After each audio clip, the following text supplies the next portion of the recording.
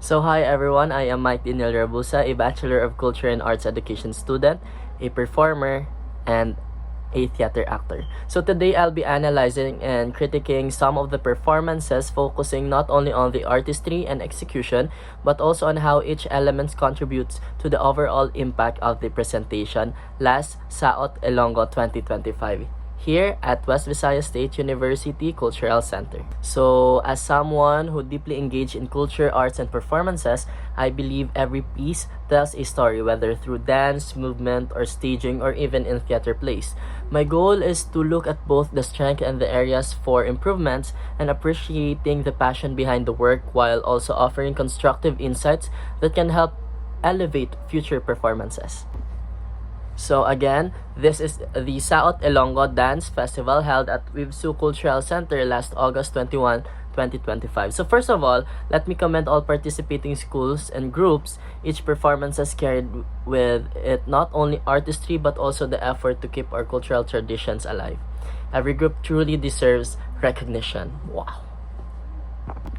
Now for the highlight, CPU opened with a slow tempo piece. Though the pacing was relaxed, it gave the audience time to appreciate the graceful movements and steady rhythm. While Saint Therese brought us Orionia with intimate, mahinhin, and solemn qualities. However, the lack of uniformity in their movements slightly affected the overall polish of their staging. Next is the City High stood out with their La Jota Sevillana. May ara sila strong fan support and then nagmatch ang ilang clean execution. Ang ilang staging was well prepared, ang movement nila were graceful, and most importantly, they dance with confidence, and that makes a performance very, very good. Wow. On the other hand, Isko with La Jota San Joaquina, nag-struggle naman ni Shaya sila sa synchronization. Their facings and turns were not consistent, and ang spacing nila could be improvement. Partner work seems like a little awkward, which lessened the impact of presentation. Indak, also performing La Jota San Joaquina, impressed with their vibrant costumes and energy. Their male performers were particularly strong, and ang use of bamboo instruments added authenticity. Though the tempo was faster, they managed to keep their performances and formations and facings clean. USA showcased Orionia with creative circular staging. However, the energy level across performers was not uniform, which made some parts look uneven. Meanwhile, Wibsu's Irong Irong Dance Company performance of Andaluz was a showstopper.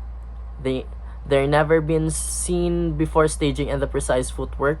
Despite minimal hand movements, nag-provide siya some focus and discipline sa pag-create nila sang great impact. Their performance was powerful, polished, and easily among the best of the evening. Sidlangan's La Jota San Joaquina had some nice leveling techniques, but ang ilang spacing and synchronization medyo nagka-issue affected, mga naka-affect siya sa ilang presentation. For Isatyu, also with Andaluz, their swaying lacked uniformity and staging felt repetitive, making the performance appear like static and less engaging. Finally, ang last group, Grupo Manugsaot, presented La Jota Sevillana, same with the other groups. While the performance carried the traditional flair, there was still room to heighten precision and unity.